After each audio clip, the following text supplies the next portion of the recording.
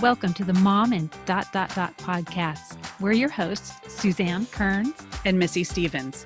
We want to help you through everything that happens in the ellipses, from your professional life to your emotional health. You're a mom and so much more. Let's figure out what comes next together. Welcome to the Mom and podcast. I'm Suzanne Kearns, mom and writer, LGBTQ and sex ed advocate, and today a resume duster offer. We'll talk about that later. I kind of big. Big and scary. The last version was 2017. Wow. Yeah. It's kind of big. I know. And I'm Missy Stevens, mom and writer, foster child advocate. And this week, a swim meet planner. I have never done this side of it before, and so I'm learning a lot. How is there a side left that you haven't done? Right. Yeah. I don't know. There's a lot I still haven't done. So, yep, every day learning something new. Today, we are super excited to have Amanda Hill with us. Amanda is a mom and writer, home farmer, and healthcare attorney in Austin. She worked for the U.S. government defending large hospitals before becoming general counsel for several large groups. She has worked with physicians and healthcare management her entire career, providing guidance, training, and counsel. Amanda authored the Fraud and Abuse Manual. That sounds exciting. Super fun. As well as Build Your Compliance Plan for the Texas Medical Association. In 2015, Amanda founded her own law firm specializing in outsourced general counsel services for healthcare organizations and specializes in physician practices in Texas. In 2022, she launched a new company and Guard My Practice was born. This new venture provides 15-minute videos on topics that affect physicians to help them feel safe and protected. On a personal note, Amanda writes humor and heartfelt essays. She has written 2 novels, and in her free time, she loves cooking, gardening, and talking to her chickens. Amanda is a mother and stepmother and takes great pride in humiliating her children on a daily basis. Oh, don't we all? Welcome. Thank you. So excited to be here. It's like you guys are my close friends. So it's like we're just sitting around having lunch. I know. It's been too long since our last patio wine night. We need to do another That's one true. of those. It'd be better to be actually having lunch at Amanda's house because she would make us something fabulous. Oh my gosh. I know. But she work parties. Yes, you're too busy right now with your business launching, which we're going to get into a little bit. And we went over a little bit about you in your bio, but can you help us fill in some of the gaps where your career started and how it's progressed over the years? Sure. So as you know, I'm a lawyer and I represent doctors. And it's not the journey that I expected to start on. All right. When I went to law school, I think health law was a class. I thought, what a boring class. Why would I take that? So I wanted to be a prosecutor and like put criminals in jail and be a federal judge. That was my whole goal in life. And then, once you have children and things change along the way, you realize that your priorities shift. So I took a job at the VA. That was my first job out of law school. And I started kind of getting thrown into the medical world. And that's been my career ever since. But it's been interesting because I've had a dual life. I've been like lawyer and I know I'm very driven and type A and I do well at what I do in work. And then I've got this totally other world, which is like, but I want to be a writer and I like to entertain and I like want to be a mom and all that. And it's always been hard, to sort of put those things together. In fact, I worked for 6 years for a huge clinic system. Loved the people I work with, really engaged. I wasn't like a robot, but someone found out that I wrote humor and they actually said to me, like when I was quitting the job, we had no idea you were so funny. Like, I've been working for 6 years and you had no idea that I had a sense of humor. Like, that's not good. So I've always had trouble, sort of meshing the two worlds. How do you be fun and engaging and my personality and still like be a really good, strong, hardcore attorney? So it's all kind of coming together now, which is really interesting. It's taken 21 years. So buy your time. It takes a minute.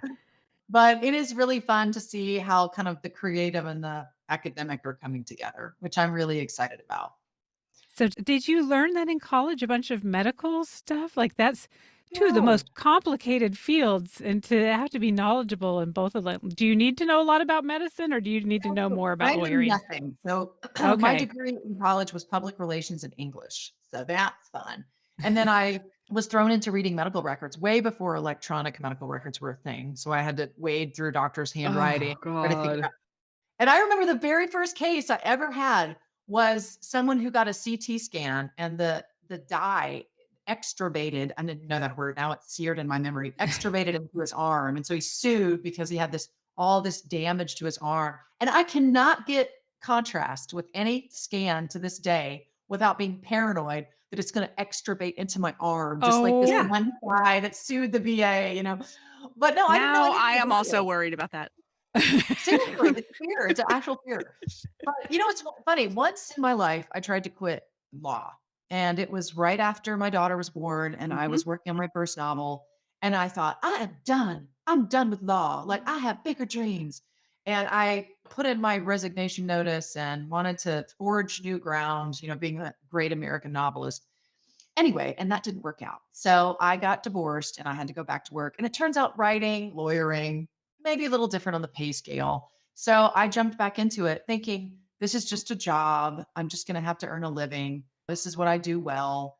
And then later I realized, no, I don't want to just do a job. Like I want to make a difference. Everybody wants to make a difference. And so Mhm. I've really, for the past, I would say 6 years of my whole career is pivoting from not just working to try to be more purpose driven in my job. Because if I spend this much time and energy on it, I want it to have value.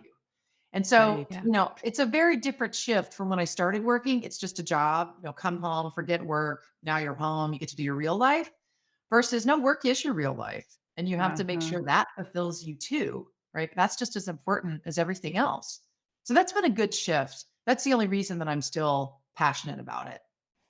You've already talked about this a little bit, like creating what it is you want it to look like. A lot of our listeners are trying to figure out how to Right. make things work for them and how to have this fulfilling life. And an answer to that often is going out on your own, doing it yourself, making Right. it how you Right. want it to be. Do you have advice for people who are trying to build some sort of, whether it's an independent law practice or their Right. own company, whatever it is? You know, yes, I do, and thank you for asking because I felt stifled for a long time because of fear. It was 100% fear-based because I thought I could never do this on my own. I don't have the skill set. I don't have the talent. I mean, I don't have the insurance. I really worry about insurance. For some reason, insurance, like, it was the barrier for why I couldn't accomplish any of my dreams because of the insurance. Don't Well, let you know a lot. You know, use that's it. not an unreasonable fear. Like, Right. And then finally, I thought, wait a minute, I can find insurance. And if I don't know, I'm going to have to figure it out. But I mhm, think there's that fear of not being an expert. And that's why people a lot of times don't go on their own. They want the security of having the group, the practice, the yeah. buffer. When you go Mm. on your own, it's just you. You're the answer. You got to say the truth. And so there was two things that I really want to tell people that was pivotal when I went out on my own. I was working for someone at the time who was very toxic to my headspace. I did not get along with this boss. It was someone who did not understand that I had to take children to school. I mean, the Right. expectations were, I'm sorry you have to drive all the way across Austin, but the meeting's at 7:30. Like that's when it starts. And it was no understanding sort of the personal boundaries. And I thought, I Mhm. can't do this. At the time I was just recently divorced and I was a single mom.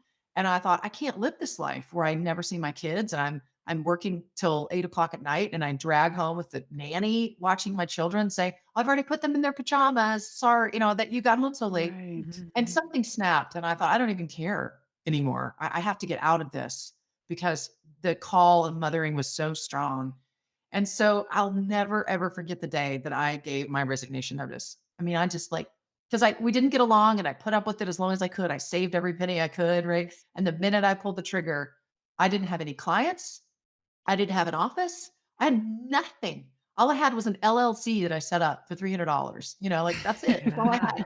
And so I took that letter and I like slid it across his desk. It is like he's like, I was looking around. There's no cameras. Nobody cares. I was like, take that. All your coworkers weren't outside, like, she's doing I it. wanted there to be like that was like the big that was the climax. In any Right. event, he was surprised that I was going to do that, and I started on my own, and I just went hustling. I mean, I hustled more than I've ever hustled. I went to lunches and coffees and Amazing. flying copied and called random people. I think one CEO said, "Are you seriously just calling people? Like you're just a random lawyer calling people out of the blue? Like you found us in the phone book?" I'm like, "Yes, Kinda. I did. How about that? Do you have a lawyer?" And that's how it started, and I really did think it's out of necessity. I either die a slow death because I don't see my children and I have to take a lot of medicine, or I can pivot, and just do this thing. And I realized very quickly that who are these experts that we think are out there? Like, oh, we're not the expert. Other people are. Who? What other people? What are the other people Mhm. out there that Oh, exist that are the experts that we think is in some magical place that we are not? Right. I mean, if I at that point had been practicing law for 14 years and I can't sort of call myself an expert, then like who are the who? experts? Right. Right. Yes. And so I was like, I guess that's me. And now I'm just fearless. I'm like, if someone asks me a question, I'm like, I don't know. I do not know the answer to that. I'll have to look that I'm gonna up, find out. And it's like, that's a freeing, liberating thing to be able to say, I have no idea Yes. I'm going to have to look into that. And that's okay. And that's what people are scared of. They're scared of saying, I have no idea the answer to that question. I should know, maybe. But now I'm like, I've been doing this for a really long time. And if I don't know, that's probably a hard question. Yeah. Like Right. I'm just And I putting that love that out take. there. We have this device in our hands that does have like all the knowledge in the world in Right. it, but we don't. We're not set up that way. I think Right. there are maybe super intelligent people who hold more things in their brains than some of us, but Mhm. we're not expected to know everything. We are expected to know what we don't know and know how to go figure it out. Yeah. Exactly. We know how to research it. We know how to look into it. We can figure it Yeah. out because we're resourceful people. So once I Yes. took the leap of faith that it took to put the resignation letter in and said, I don't care how scary it is, like I don't have a choice in my mind because I can't go down this path. And then once I started learning how to say, I don't know, then that was life changing for me. It's like almost like the world opened up and it was like, what you going to do next, sister? Like, come on, let's go. Yeah. Like nothing can stop you. And so that was fun for a while. And until I started to become really bogged down with the work. I mean, that's the Mhm. thing. It turns out when you hustle and you get a bunch of work, then you're working. So what did that time period look like from the sliding the resignation letter to actually having some clients? What is that? Weeks, Well, months, years? I mean, because I've been in this community for a long time, I had a lot of contacts and that didn't Mhm. hurt, and that Right. started once I got one anchor client. I tell you to this day, I'm so grateful. It's the first client. That's the pivot, it's like that. You Mhm. get that first deal and I will never forget it. I still charge them like half of my current billable rate because Yeah. it's like, you were my first client, I owe you a lot of loyalty. But I think I would say within a year, I was busy. It took Okay. me 6 months. So I was like trucking along, like, I really could make a little more. And by the time I was a year, I was like, okay, this is filling Now my I'm really busy. schedule. Like, this is working. People are hearing about me. I'm getting new clients. Now, 6 years later, I'm like, oh, I can't. It's too much. Like I'm having to hire help and it's too Mhm. much work. But yeah, it rocked along. And the way I work, I love challenges. And so I have these goals and when I accomplish them, I'm just like bored. What's the next thing? And so I'm constantly looking ahead at like what's the next adventure. And I think I've noticed in life generally about 5 to 6 years of something where I want to try something new. And I don't know if that's everyone else's pattern. I don't know. But what about you guys? Like, do you get to where you're like, I got to do something different Yeah. after a certain number of Yeah. years? Well, we did start a Yeah. podcast. Right. That's true. Yeah.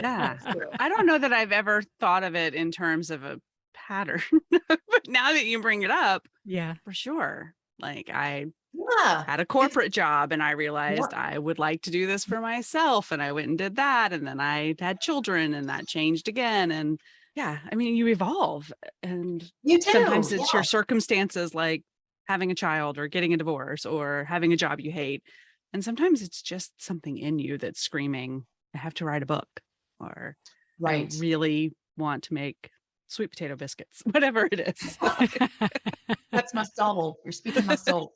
Yeah. For me, it really hit me this January, and that's all kind of sort about this new company that I formed. It was out of necessity because I remember being right here where we are at my desk. I looked outside and I felt depleted, Oh, absolutely depleted. I was working so hard. I was in the middle of a $10 million transaction and had a short timeline on it. So we were just pouring through corporate documents, and edits, and red lines, and meetings with other lawyers. And I thought, is this, is this it? Like, this is the life that I dreamed of? Sitting here all day with anxiety here, just trying to get through all these documents. And I thought, there's a ton of lawyers that can sit here and look at documents. Like, is this really utilizing the strengths that I've been given or the talents that I have? Is it really maximizing me? And there's Mhm. also the creative side that I told you about. I always have that problem with like how to balance the creative and the work. I thought, if I don't add creativity to my life, this isn't going to work for me. I'm going to have a heart attack. Like, I Mhm. cannot do this type of work all the time with that, because the Yeah. creative side of me is what fuels me, what gives me joy. Mhm. And so I thought, I got to figure it out. And I can't just keep talking about quitting my job all the time to go switch to, right? We're going to change that focus. Okay. Because this is what I do for a living. And I think I Yes. finally just embraced it, right? Like, why am I hiding from the fact that I have 20 something years in this profession? Why can't I make this creative? Mhm. Why do I have to go write a book about a woman who owns a ranch? I mean, I can do this. And I think that was Right. another sort of eye-opening moment. Is like, you take what you already do and you figure Uh-huh. out to make that work for you better. Does that make sense? Oh my You're gosh. building on Yes. you're building on your experience. And I think we talk about that a lot, that we have everything we do helps lead us to the next place, whether we are directly using Absolutely. that skill or not, but you're building Right. on everything you know. I think it's so beautiful that you found a way to say, I have to make a living. I'm good at doing it this way. Now what's next? Yeah. And Right. it's so funny you talked about that coworker that when you were leaving said that they never realized that you were so funny or whatever. Cuz Right. the first few years I knew you as the creative funny writer. And then when I found out you were a lawyer, I was like, "What?" Like that's Right.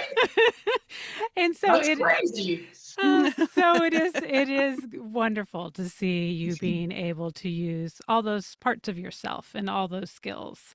So yes, tell us more about it, because even though we're Yes. friends, this has been going on kind not in the shadows, but I mean you've been so busy doing it that you haven't had a ton of time to be like, "Hey, Right. let's just chat about it." Yeah. No, it's exciting. So the first thing I did when I thought, okay, I've got to add creativity to my profession is, what do I like most about my job? I mean, if you really distill it all, do I really love writing, editing corporate documents? That's not my favorite part. My Mhm. favorite part about my job is talking to my clients and making sure that I solve their problems. Mhm. And when a doctor, I only represent doctors. So when doctors call me and they say, so you're not going to believe what happened today. We have a partner in our practice came in and it was raining. And I guess he just had it with us. But he decided that he was done with his pants having water on them. So he just took them off. So he treated patients all day in his white lab coat and his boxers. How do you think we could handle that? And I'm like, what? What? Were you kidding me? He's just walked around without any pants. This is my day. I get all kinds of crazy stories from doctors, and they go, especially helpful when I call and they say, do you have a minute? This is kind of a crazy one. And I'm like, oh, wow. What can it be Yes. today? I have no idea. So I love talking to Not doctors. only am I worried about like my contrast going everywhere, now I am gonna like, does Did my my doctor doctor have have pants pants on? on? Yeah. Oh, yes. And another funny one is, one time a doctor would take charts home every single night, right? This was before electronic medical records, and she would Mhm. take the charts. It's hard when you're a physician. I mean, I followed physicians throughout their day. I don't think anyone has a clue of what they go through in a day. I mean, we could talk all hour about just how hard it is to be a doctor, but Right. when you follow them in your day and you realize the stress that they go through, every 15-minute slots, they have to be on all day long with sick, angry people. And it's just this whole stressful thing. So I can see why doctors don't get all their charting done. And so she took her charts home at night to finish them, but she kind of was like letting them stack up and she never really took them back to work. And she just kept bringing more charts home and more charts home. Well, guess what? That Her sounds like car Trump. got- Yeah, right. Yes. Exactly. And anyway, her car got stolen. And she came to work and said, I have a little problem. I may have had 200 charts in my car. What do I do? And I'm like, no, like, that's Oh, where my public relations crisis communication background, really helped in my job. Oh my god. So, yeah, What do you do?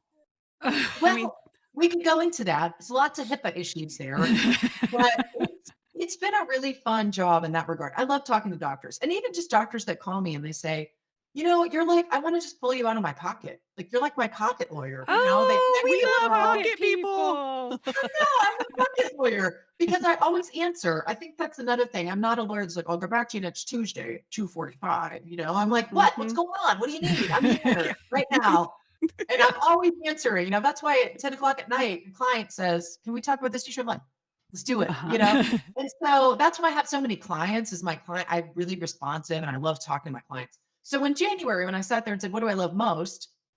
I was talking to clients. And I thought, well, how do I keep talking to clients and make it fun and creative and not get out my head out of all these documents?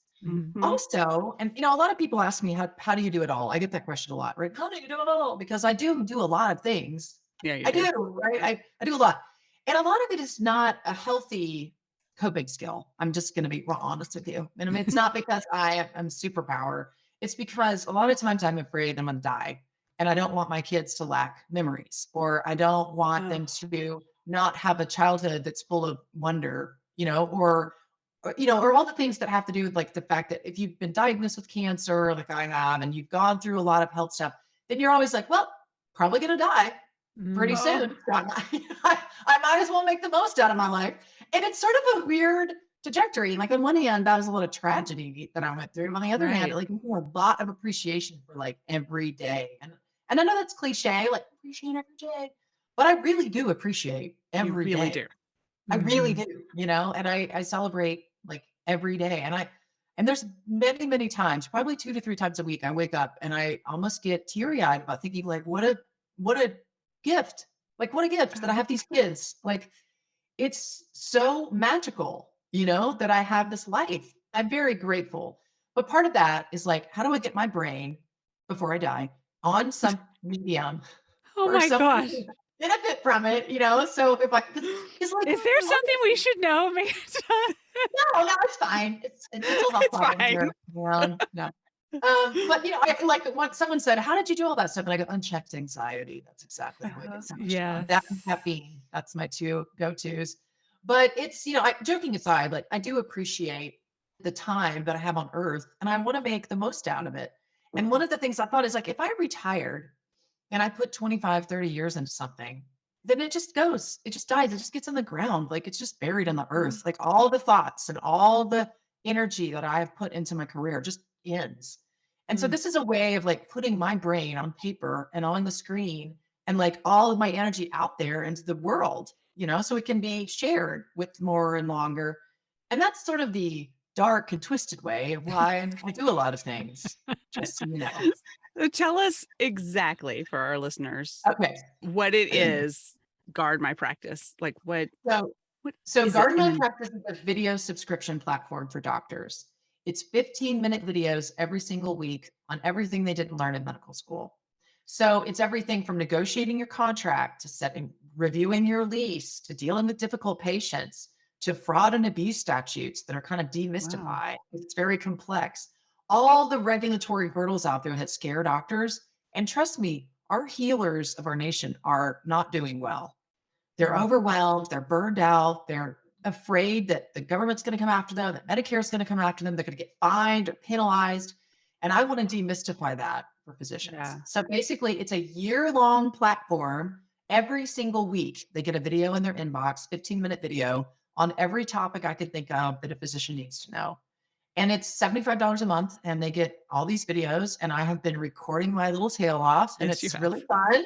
And I have a whole film crew that we text, we're very close at this point. I turned a room in my home into a film studio. I mean, that's how dedicated I am to this project.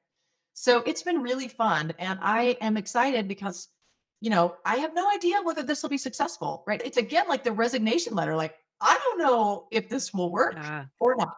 And it's very frightening, but we're going to put all of our eggs in this basket. Part of it is just like, I just want to be able to invest in myself. Instead of investing in the stock market and hoping that Coca-Cola has a good year, like I'm going to invest in me, because I know how much I hustle. I don't know how much those companies hustle, but I don't give up until I get it, and I'm like, well, that's the kind of person I want leading a company that I'm investing in. So Yeah. that's what I'm doing. So it's fun. So is it more of like a continuous ongoing conversation discussion, or is it like after you get these 52 weeks of videos, like it's the complete everything you need to know? Like, or is it something that'll just be going for years and years? That is a good question. Right now, I'm getting through year 1, which is my goal. And Yes. we will talk about year 2 later. But no, I've had so many people be like, "What's in year 2?" I'm like, "I Yeah. don't I don't know. know. Nothing." I mean, yeah, I do think there's gonna be like a graduate program, like a year 2, just Mm-hmm. because there's always things that come up. I've already had like 4 or 5 topics. The doctor's like, "Are you gonna speak about this? What about that? What about this?" And I'm like, "Oh, we might need a year 2." So And the Yes. it's like, law I really, evolves, things yeah, change. it evolves. And I'm already thinking about doing a bonus class on a certain topic that a lot of doctors told me they really wanted me to hear about. So I really like to speak lawyerese in layman's terms. I love Mhm. translating complex issues to simple language. Literally, one of the videos is called Contract Terms Explained. And it's like the most complicated, sections of contracts that nobody understands except for lawyers. And I'm like, okay, guys, this is what that really means. So when you read a contract, you can really understand what you're signing. Because here's the deal. Yeah. Yes, I'm a lawyer. And yes, I love getting work because I have a high billable rate and I make a lot of money. But I don't want everyone that watches these videos I don't want the takeaway to be like, and call your lawyer. It's not a big advertisement for my practice. I want them to be empowered to know these things so they don't always have to call a lawyer. Mm-hmm. That's really important Yeah. to me, to empower them to know more so they feel safer and more protected in their daily jobs. And so they won't burn out. And so you and I actually have doctors to go see. Because at this Yes. point, I'm worried about the future when all of our physicians are changing jobs because it's just gotten so hard Oh, after COVID, for them to survive. Yes, I know. Did I mention that my little artist Zoe has decided to maybe do a pre-med track with her I love that. with her BFA, but she wants to be a physical Mm. therapist, which I was like, "Oh, that sounds amazing." It ties into so many different Mhm. things. But then I've had a few people remark they're like, "Oh, all the physical therapists I know are quitting or whatever," which I can't imagine is everybody, but probably I don't know, the medical field it sounds like it's just tough these days. It's tough. Staffing shortages are everywhere, and it's really tough when you're a doctor. Because yeah. especially when you don't have the nursing staff, you don't have the scheduling staff, people are really angry when they can't see their doctor. They're very Mhm. mad and they take it down to the doctor. It's like, I'm sorry, I can't help it that we don't have a scheduling crew or that I can't work you all in. And so it's a Right. tough job. I mean, it's imagine if we had to see 25 angry sick people every single day and we had to be smiling and empathetic and we're so sorry and oh that must hurt and how can I help and I'm only here to listen and I care so much. But and please, I'll just work for free at night if you need something or something referred or there's a problem with your prescription. Call me back. I mean, good gracious, no wonder why they're all burned out. Really tough Yes. job. Oh my It's a gosh. really tough job. And You I don't Yeah. even understand exactly how everything with COVID, I don't understand all the implications and what's happening, but I could see it in my doctor's face when I went for my annual checkup. She Yeah. just looked tired. Tired. Yeah, and ER docs are especially prone to being burned out, right? Because they're Oh just yeah. overworked in the ER. And some of my clients are getting $25,000 bonuses. I mean, you just can't get ER docs anymore Mm. because they're just not anywhere to be found. They don't want to do it. And so I think Wow. there is a room. It's kind of a strange place. Here I am, this lawyer that's like a best friend to a doctor. Like they put me on a pedestal, like Amanda, she's our friend. She like represents us to the world in a good light. I'm like their person. And I don't know where that happened. Why are doctors my mission field? But that's kind of how I feel. Like I feel like I'm here to help all these doctors. But that's what was put Well, on my heart, and I just follow it. And that's where I am. well, for someone who has a fear of mortality, hanging out with Yeah. doctors sounds like a good idea. But I think your own health journey and having experienced a crisis probably makes you more empathetic to just Hmm. people needing help and you want to help the helpers. Yeah, repaying the favor. But Well, and it's interesting. I had a conversation with the doctor the other day who is an oncologist. And for them, it's a job, right? Cancer is a horrible, life changing thing. But for them, it's like, right. And everybody else, all day long, they see people with cancer. Everybody's got cancer. mhm. Right. We got cancer. Join the line. Everybody here has cancer. Working at a cancer center, for heaven's sake. So they almost like, they just don't think about it as, this life changing thing because everybody has it. And he got sued. And so we were walking through his lawsuit and going through the process of trying to get it dismissed. And he called me one day and he said, I want this thing done. I don't think you understand. Needs to be done. Like, make it go away. And I was like, listen to yourself. Listen for just a minute. This is exactly how your patients feel. When they come Mhm. to you and they have cancer, they want to say, get it out, make it stop. It's Mm. not fair. All the things he was saying, I was like, man, this is such a learning thing for you, you know? Yeah. Mhm. And I was like, and so maybe fuel that feeling of like the unfairness of this and why you got sued and how you want it to go away immediately. You want to cut it out of your body, get it out, make it stop. And he said, I never thought about it that way. And he's now, he told me, talked to last week and he said, I really am thinking of my patients differently now. And I was like, Oh, Oh, I my love job here that. is done. No, but I mean, it's true. Everything you go through, can sort of be reapplied somewhere else. And it didn't always fall perfectly as this one did, but Mhm. I try to look at that too, like in my life, like what has my journey taught me? And obviously, multiple near-death experiences have taught me to make more biscuits. That is the obvious truth of life that Naturally. matters. it could have gone such a different way. Yes. There Right. are people who have experienced similar things to what you did, and they are angry and they're bitter and they're shut in, and so whether it's physically or metaphorically, and they just are like, everything sucks, and waiting for the next shoe to drop. I'm gonna probably die. But Yes. you Lives take out. that Yeah. and you're like, yes, we are all dying. I will probably die. How do I make the best of this time now? Yes. And I love how creative you've gotten about as far as sharing that knowledge. And it's so generous. Did you have a Question. mentor that inspired this generosity and sharing of knowledge? I had two really great mentors. One was a female, one was a man. My first boss, such an excellent example of not sacrificing quality. She was really big on you do it right every time. No one's looking. It doesn't matter. You're going to make that great argument. You're going to put that writing on the page and you're going to edit it for grammar. I'm like, nobody's going to look at this internal memo. This is ridiculous. And she's like, doesn't matter. Doesn't Mm. matter. Excellent corporate page. That really stuck with me. I was like, wow, that's true. Everything I put out there, whether it's a Facebook post or that, I want it to be well written. I want it to be thoughtful. I want it to be sound, whether or not it's something someone's going to judge. That was the first key. And then the second mentor, he's the founder of Austin Regional Clinic, which is a big system here in the community that we Mhm. live, Norman Shinben. What an excellent mentor. I was a hot shot, you guys. I mean, when I took a job with Austin Regional Clinic back in the day, I walked in their office, like no lie, like cold called them and asked if they wanted a general counsel, like weirdo. And then I show up with a brochure, like legitimately a 3-prong brochure with like bullets and points of why they should hire me. Like it was crazy, crazy town. Like they were like, wow, weirdo. So somehow they gave me all this responsibility, like they hired me, and it was the most amazing job opportunity and such a great place to work. And Norman really sat with me and was talking about, his strategy. And he was a very generous person. He would oftentimes say, pick your battles. He Mm, was an open door to talk to him. So many lessons that I learned. And I think sometimes I saw from him that you don't have to be aggressive and loud to be really strong. That was mm, the biggest lesson I learned from him, because many, many times now in my law career, I will not take the more aggressive road because I don't think that's the right approach for my client, or I don't have to show my strength, with roaring. It can be a little softer and it's just as powerful. And mm. I think that when I see a bully, like bullyish behavior, I just sort of go, oh, they haven't learned that lesson yet. Like that doesn't show strength, that they're that they're just loud.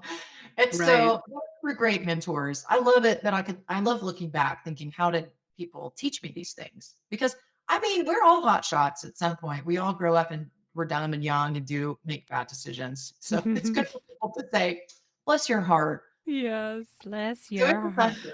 Speaking of Southern bless your heartness, I mean, talk about your other side. You're like Yeah. practically a home farmer with all your chickens and your garden and all the fun stuff. And you are truly by far our most Instagram worthy friend as far as, Aw, I mean, you can make thank a you. brunch or any occasion like look like it should be in a I magazine. mean, Wednesdays, just Wednesdays. Just Yes. Wednesday. I do Wednesday's celebrate special. Wednesdays. That is kind of odd. Yes. Yeah, and my kids are so used to it. Like to other people, what did I say? Oh, I said something about, oh, I grabbed that for your Wednesday gift. And my son had a friend over and he said, a Wednesday gift? What are you talking about? And they go, your mom doesn't celebrate Happy Wednesdays with presents. And they're like, what? So apparently that is not a thing that all the people do.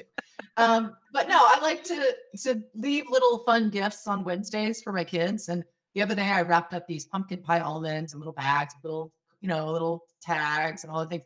And of course now they're so spoiled. They're like, what are these? Those are kind of gross. They're not used to me. They're just like, they're so entitled. It's fine. Try harder next week, Mom. This didn't work. Yeah. And they're like, well, last week we got Starburst. What? But then here's the kicker. You don't do it every Wednesday because you have to keep them on their toes. So it's like every second or third Wednesday, then they get like, wow, Wednesday. So that's the kicker. Because otherwise I thought it was every Wednesday. Well, it's always Happy Wednesday to me every Wednesday, but they don't always get a special treat. And sometimes I do gift of words, which really pisses them off because I will write them cards, about very special things I noticed about them that week. And they're just like, oh, Mom, hey, is there a cookie of this or anything? Nope, just the words. Great. We'd even rather have those crappy pumpkin almonds. Like, come on. I would rather have those. But I mean, part of the joy I have in the kids is just seeing them grow and have their own personalities. When they're little, you're just in control of everything, which has its place. But now that they're becoming their own people, it's quite delightful because they're so funny. And one of the things I encourage is a huge value in my house is humor. Like if it's funny, I will maybe allow a curse word. I'll allow this or that as a word. I'm like, it's funny, man. You can't put a price tag on that.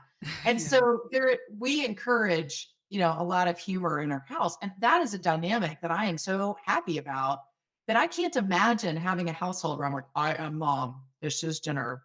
We don't laugh about things. Yes. And so that's really what's brought me the most joy recently is just being like, wow, my kids are cool. They were so funny and I really like them. So that's a good thing. Isn't it the best? This stage, I seriously thought I was going to want just to have babies and then send them away until they were like 18. And this age is every age is fun and has its benefits, but oh my God, they're their own people and they're so interesting and I love it. I love it. For anybody who's chasing around, 2 to 7-year-olds right now, you got so much good stuff, even better stuff coming. I just had this realization this morning. I realized my daughter doesn't always open up to me, right? Because she's 16. And then think about it. Did you tell your mom when you were 16, like any of the things? I did not. No. Why would you tell your mother? That's weird. So like, I shouldn't expect for, my teenage kids to always tell me everything they're thinking, even though I'm like, but I want to know what's going on in your life. What's going on with your friend? Like, and of course they don't want you to know. You're their mother. Oh, so I just had a conversation with my 16-year-old yesterday about he was being a little surly every time I'd speak. So I sat him down and just said, I don't expect you to tell me everything. I don't expect you to think I'm the coolest person in the world. You're wrong, but I don't expect you to think that. And I know that you have your friends and I have my friends and I'm your parent. I get all of that, but I want to periodically know something about your life. Or if I just ask you, like, what did you, a friend had stopped by and I said, what was your friend doing before they stopped by? And he said, driving. I said, obviously, yes, they drove here. But I mean, why? So yes, I mean, it was the same realization of, no, I didn't talk to my mom about all of that either. And I'm like, just be a little nicer when you give me the non-answer answer. Just be a little sweeter about it. And he's such a sweet boy. He was just having a moment, but I know it's hard. They're fun. They're wonderful and fun and weird. And but it's also hard because, all kids are like little narcissists, right? Their world revolves around themselves and that's okay because that's their development. They're not actual narcissists, but they're obviously their world is all about, well, how does it affect me? And so it's really hard when you're, like in my position, right at this particular moment in time, I'm working 2 full-time jobs, which is a little stressful. Because, keeping my law practice active, which is what pays for the new companies. So anyway, I'm trying to do that and do this. And then they call and say, oh, I'm so excited. The football game's been changed. I have to suit up at 5. I'm like, what? Like, and snacks? I have to bring what? What is happening? So it's a challenge. And sometimes it's like, you realize that the kids don't really care that I'm working 7 jobs. It's like, they want to know that mom's going to do this, or that they're going to be here and watch their games and be at their cross country meets and all the things. So I have to Mhm. remember that and not put that burden on them. I'm not going to be the one that's Oh like, my Yeah. gosh. Well, Yeah. I wanted to ask all about your self-care and how you do take care of oh, yourself, yeah. Yeah. even though your kids ignore you. I know we're about to wrap up at the end here, but do you have any quick self-care? What do you do? Well, for me, you said earlier about I do love to throw parties and I do love to decorate because that's the creative outlet, right? For me, that's Mhm. the side that I really get to fulfill. And I hate to say it, I'm really not like I'm not like a warm bath and like a reading. I have too much energy for things like that. I don't slow down well. So for me, planning ahead and like organizing a party and thinking of creative ideas like as a favor or like how am I going to make the flowers and what food Mhm. is with this, like to me, that's really fun for me. And when I Yeah. break into something fun, to me, it is recharging my batteries, right? Yeah. So COVID was hell for me because I'm an extrovert. I like to be around my people. I have a healthy amount of, alone time. I've learned through life that I do need a lot of alone time, but I also need people. And so I would have these outdoor happy hours where I would do individual charcuterie boards and we would sit 7 a.m. Like, I met all of you. But the creative side is what keeps my life going. So Yeah. I would say Mhm. self-care, if I go too long without anything creative, I get sad. I get sallow, I'm not. Mhm. And so instead of getting a massage or getting a pedicure or taking a hot bath, I'm probably likely to try to find something creative to do, whether it's writing something funny or planning a party or going to buy flowers and coming home. And that to me, that's self-care. I would go all the way across the Absolutely. mountain to the floral shop that I think has better flowers, come all the way home, make a beautiful arrangement. And I'm just like, wow, I feel better, Mm. you know? And I think that's whatever you do that brings you that joy is self-care. And sometimes I feel guilty 'cause I'm not reading the set of books or I'm not doing the thing No. that people say I should do. But I'm like, but this is what's bringing me joy right now, Mhm. Right. And so No, I that's think that's the definition of self-care. I think you're doing it right. right. Well, I did decide to get a massage a couple of weeks ago. And she said, I see you signed up for Swedish, but that's like just barely anything. Do you really want a hardcore, sports massage? I was like, I don't know what that means. I don't want hardcore anything. I just want you to like make me feel better. So she takes it upon herself at this wonderful, expensive spa that I spent $200 on this massage to just like beat me up. That's what she did. Assaulted me with her hands. And then And you I paid was sure $200 for it. that I paid for. And then for weeks after, I was like, I don't know what's covering my shoulder. Like she hurt me. Like this woman that was 2 feet smaller than me, like made me injured. I would look, and I have not gotten a massage since. So that was I an would think experience. not. That sounds like a But medical that, procedure.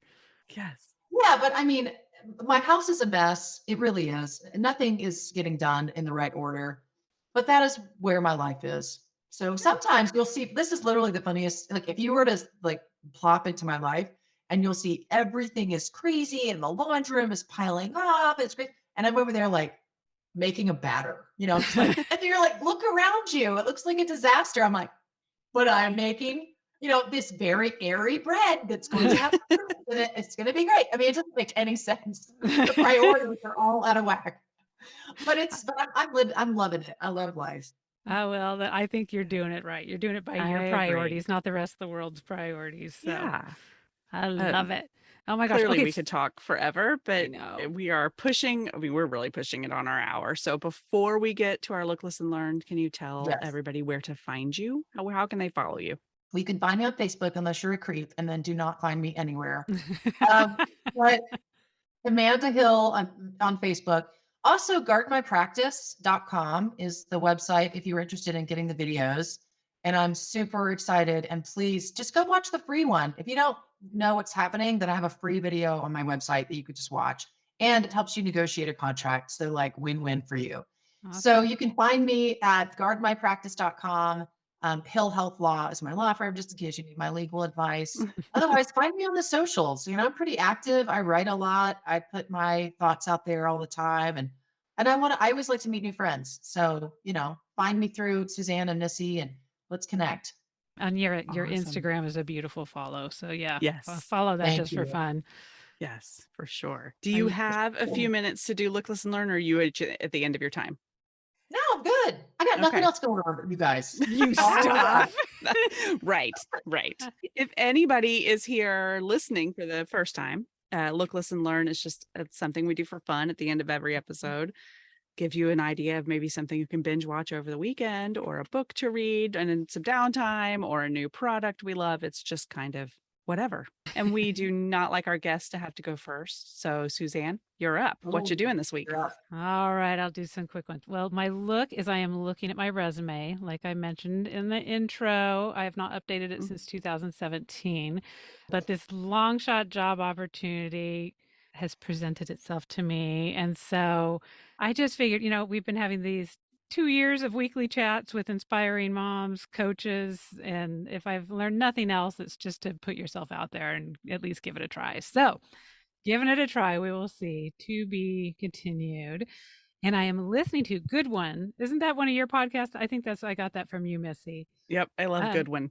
and last week's episode is on Kevin Smith's Clerks, which is so funny because when we were in LA for Mom 2, Missy and I had dinner with my friend Dave, They're so cool. who was actually the cinematographer. He worked with Kevin Smith and they were all buddies in film school and stuff. So they did Clerks together and Mallrats and Chasing Amy. And now Dave has moved on to Homeland and Mandalorian, and now the Skeleton Crew, which is Whoa. it's a new Star Wars series.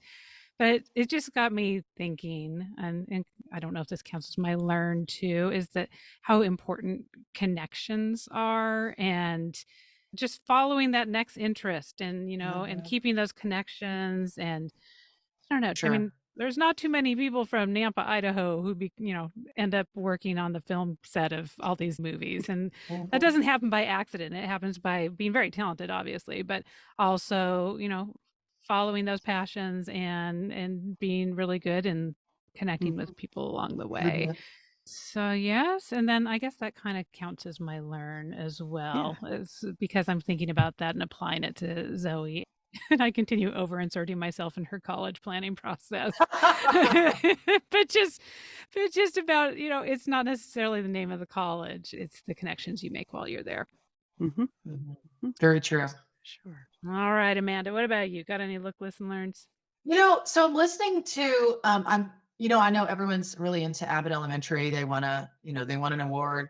But I love watching television shows with my kids that make us all laugh. Yeah. It's really hard. It's hard to find a show that's like appropriate for everybody. And you don't want like Ted Lasso is hilarious, but it's a lot of F-bombs on that show. Like there was a line, you're like, okay, you're 12, mommy should not.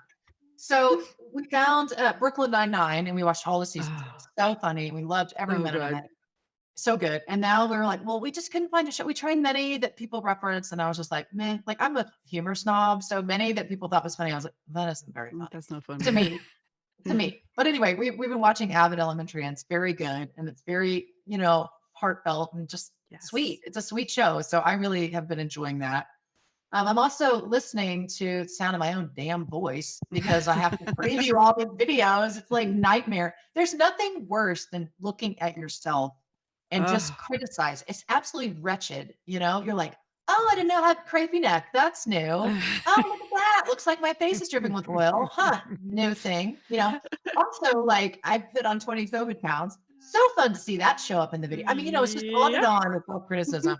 So that's been a joy to let that go.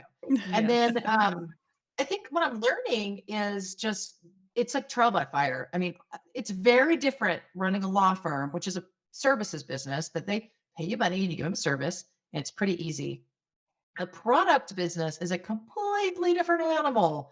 And I'm really learning like, wow, this is very different. They're not just hiring me by the hour and I make a lot of money. This is like something you make. This is a widget that you put into the world and you have to sell. And I'm like, what? It's really been a learning process. You have to change constantly. And it's not a bad thing. Many times I feel like, oh, I messed that up. And I'm like, no, I learned, I'm growing, I'm changing, and that has been hard because when you're this age, 50, and you think, I should be better at this by now. And then you go do something new and you're like, oops, I didn't really know how to do that, starting over. And so you're just learning new lessons. And so that's been hard for me because I always think that I was a failure because I should have known that. How would I have known? So it's been a good learning lesson for me to go, okay, now I know that's not going to work. We're going to try to take a different approach to that. And yes, I did spend $3,000 on that approach, but we're going to pivot. We're going to go somewhere else, Ooh, So you have yes. to kind of understand that it's a lot of money and time and jumble them together, and you just keep doing it until you Yeah. get it right. Yeah. So That's a cool, great though. learn. I Mhm. love it. Yeah, You can it's apply a it hard everywhere. learn. That's not an easy learn. I I'd know. rather learn like 5 Spanish words for something that I can try. That would Yeah. be easier. Learns with price tags are painful, but yes, They are a but little they're painful. but they're good. That's true. They make you remember it really well.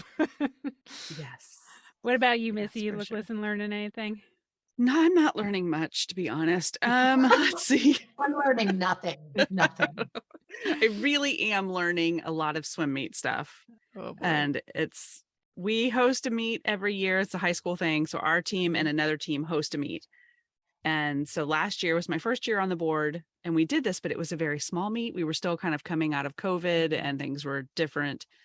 This year it's 15 teams from multiple cities, and we have a new facility in our district, which is amazing, but it's the first time a meet this big has been held at this facility. And so I'm learning so much, and some of it I may never use again, but I am learning a lot about just coordinating a different kind of event. My first job out of college was event coordination. And then I went into like community relations, public relations. So I'm using all of that. Once again, I'm using things from the Wayback Machine to put all of this together, but it's not anything I ever thought I would have to learn.